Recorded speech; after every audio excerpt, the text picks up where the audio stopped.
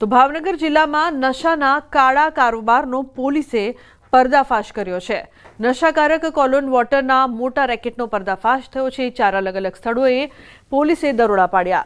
તો દરોડા દરમિયાન કુલ 20,471 જેટલી બોટલો મળી ₹19.24 લાખનો મુદ્દામાલ જપ્ત કર્યો છે। ગારિયાધારમાં તો કોલોન વોટરની એક ફેક્ટરી ઝડપી પાડવામાં આવી છે। પોલીસે 6 આરોપીઓની ધરપકડ કરી છે। એક આરોપી હજુ ફરાર છે। પોલીસે જણાવ્યું કે આ બોટલોમાં 55% વધુ ઝેરી આલ્કોહોલ હોવાથી આરોગ્યને ગંભીર નુકસાન કરે છે। પોલીસે લોકોને અપીલ કરી છે કે આવી ગતિવિધિઓ અંગે તાત્કાલિક જાણ કરે। हमारी अलग अलग टीमों रेड करी। गाड़ियाधारमांथी तो एक गैरकायदेसर फैक्टरी पण मળી અને પાલિતાના ટાઉન મહુવા ટાઉનમાં પણ અમે જે છે જથ્થા મળ્યું। અત્યાર સુધીમાં કુલ 4 ગુનાઓ દાખલ થયા છે બીએનએસ કલમ 123 અને પ્રોહિબિશનની અલગ અલગ કલમો હેઠળ। એમાં ટોટલ જે છે 20,000 બોટલો જેની કુલ વેલ્યુ જે છે 20 લાખ જેવું છે અમને કબજા કરેલ છે અને ટોટલ જે છે અત્યાર સુધીમાં 6 આરોપી પકડાયેલ છે। તો બનાસકાંઠા જિલ્લામાં આવેલી એશિયાની સૌથી મોટી બનાસ ડેરીમાં બોર્ડ ઓફ ડિરેક્ટરોની ચૂંટણીને લઈને ઉમેદવારોની ફોર્મ ચકાસણી હાથ ધરાઈ હતી। બનાસ ડેરીના 16 ડિરેક્ટરોની ચૂંટણી માટે 35 ઉમેદવારોના ફોર્મ મંજૂર થયા છે। મહત્વનું છે કે આ ફોર્મ ચકાસણી દરમિયાન પૂર્વ કેન્દ્રીય મંત્રી હરી ચૌધરીના ઉમેદવારી ફોર્મ સામે તેમના હરીફ ઉમેદવાર ભરત ચૌધરીએ વાંધો રજૂ કર્યો હતો। પૂર્વ કેન્દ્રીય મંત્રી હરી ચૌધરીએ પોતાની મંડળીનો ઠરાવ નિયમો અનુસાર ન કર્યો હોવાનો વાંધો રજૂ કર્યો હતો, પરંતુ ગણતરીના કલાકો બાદ આ વાંધો ભરત ચૌધરીએ પરત ખેંચી લીધો છે। જ્યારે આ મામલે ભરત ચૌધરીને પૂછ્યું તો ભરત ચૌધરીએ નો કમેન્ટનું નિવેદન આપીને કંઈ પણ બોલવાનું ટાળ્યું હતું।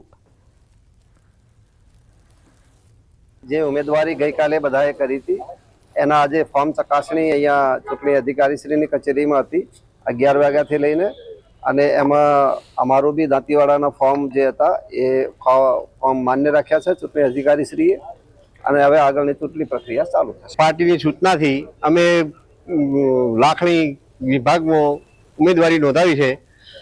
2 ફોર્મ આવ્યા છે। પાર્ટી જે નિર્ણય કરશે એ મને શિરો માન્ય છે। ભારતીય જનતા પાર્ટી જોડે મેં માગણી કરી હતી કે મારી ઈચ્છા છે બનાસ ડેરીમાં ડિરેક્ટર બનવાની। તો ભારતીય જનતા પાર્ટીએ મોડા રાત્રે મને કોલ આવ્યો કે કાંકરેજમાંથી તમારી એક જ માગણી આવી છે એટલે કાલ તમને સૂચના મળે તો ફોર્મ ભરજો। એટલે ગઈકાલે મને સૂચના મળી 12 વાગ્યા પછી અને મેં મારી ઉમેદવારી 12:39 તે મામલતદાર કચેરી કાંકરેજ ખાતે નોંધાવી।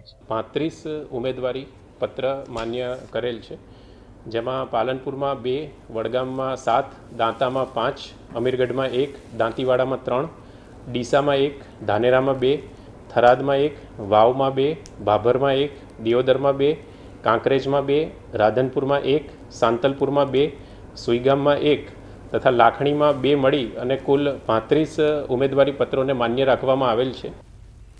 બોડેલી ખાતે આવેલ સામૂહિક આરોગ્ય કેન્દ્રનું બેઝમેન્ટ ગંદકીનું કેન્દ્ર બની ગયું છે। છેલ્લા ઘણા સમયથી ચોમાસાના પાણી અહીં ભરાયેલા છે, જેના કારણે મચ્છરોનો ઉપદ્રવ વધ્યો છે। સ્થાનિકો તેમજ દર્દીઓમાં મચ્છરજન્ય રોગચાળો ફેલાવાનો ભય છે।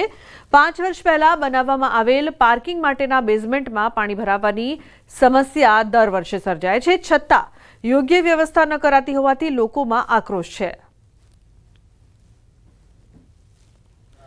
આ બેઝમેન્ટની અંદર 1.5 થી 2 ફૂટ તો પાણી ભરેલા છે।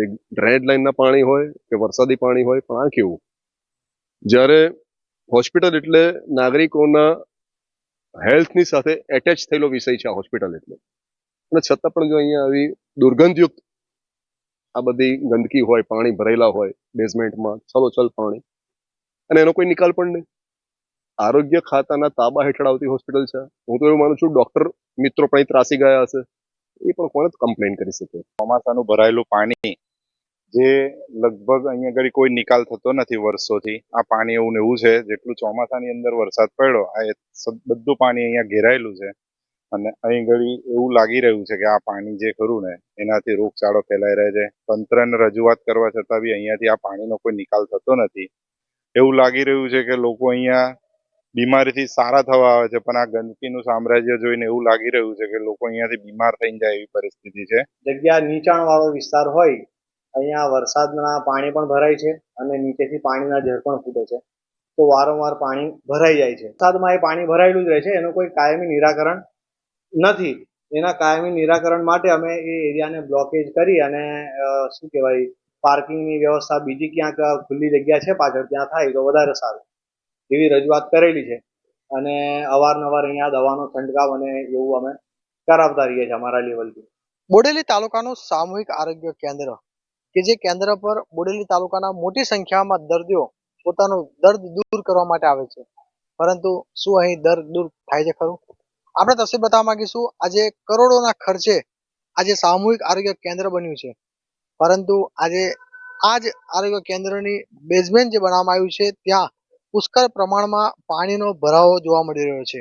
એટલે ચોક્કસથી આજે પાણીનો જે ભરાવો જે છે, લીલ છે, તેના કારણે અહીં જ મચ્છરજન્ય રોગ થાય તેવી દહેશત ફેલાઈ રહી છે. હાલ તો આજે પાણીનો ભરાવો છે, દુર્ગંધ મારી રહ્યું છે. અહીં જે પણ દર્દી આવે છે તેઓને નાકે રૂમાલ મૂકીને જ અહીં બેસવું પડતું હોય છે, કારણ કે આજે વર્ષોથી સમસ્યા છે. ચોમાસાનું તો પાણી ભરાય છે જ, સાથે સાથે નીચેથી પણ જર ફૂટતા હોય છે. એટલે પરમિનન્ટ સોલ્યુશન આવે તેવી પણ આ વિસ્તારના લોકો માંગ કરે છે. સાથે જ્યારે આરોગ્ય વિભાગ આખા તાલુકાની અંદર તાલુકાની ચિંતા કરતું હોય અને સૂચનો કરતા હોય કે આજે વિસ્તારની અંદર પાણી ન ભરાય, પાણી ભરાતું હોય ત્યાં પાણી કાઢી નાખવું, તો આરોગ્ય વિભાગનું જે આ સામૂહિક આરોગ્ય કેન્દ્ર છે ત્યાં કેમ કાળજી લેવામાં નથી આવી રહી? આજે મહત્વનો સવાલ તો એ ઊભો થાય છે કે જ્યારે કરોડો રૂપિયાના ખર્ચે બિલ્ડિંગ બનાવેલું છે, એના સ્ટ્રક્ચર પર પણ એક સવાલ ઊભો થાય કે આ સ્ટ્રક્ચર જો નીચે પાયા જે છે ત્યાં પાણી ભરાયેલું છે, એટલે ચોક્કસથી સ્ટ્રક્ચરને પણ મોટું નુકસાન થાય તે પણ લાગી રહ્યું છે. એટલે હવે સત્વરે આ પાણીનો નિકાલ કરવામાં આવે તેવી જ લોક માંગ છે. સેજબ ખત્રી, ન્યૂઝ 18 ગુજરાતી, છોટાઉદેપુર.